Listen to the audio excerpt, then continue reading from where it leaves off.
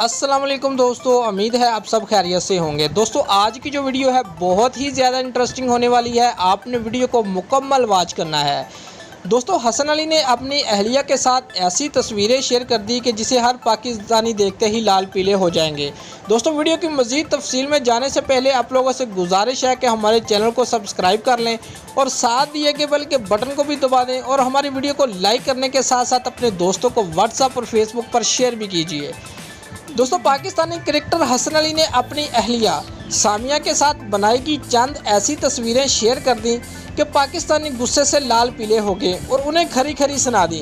तफसीलात के मुताबिक हसन अली ने अपनी अहलिया के साथ कदरे बेतकल्लफ अंदाज में तस्वीरें बनाई और उन्हें सोशल मीडिया पर शेयर भी कर दिया, जिस पर सार्फिन ने हाशिम आमला और शाहिद अफरीदी की बेगमात के साथ तस्वीर शेयर करते हुए कहा कि बतौर मुसलमान आपको भी ऐसा करना चाहिए।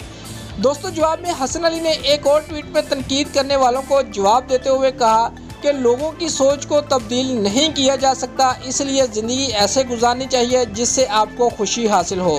दोस्तों अगर आपको हमारी ये वीडियो पसंद आई है तो लाइक और कमेंट लाजमी करें और हमारे चैनल को सब्सक्राइब करना मत भूलिए। शुक्रिया।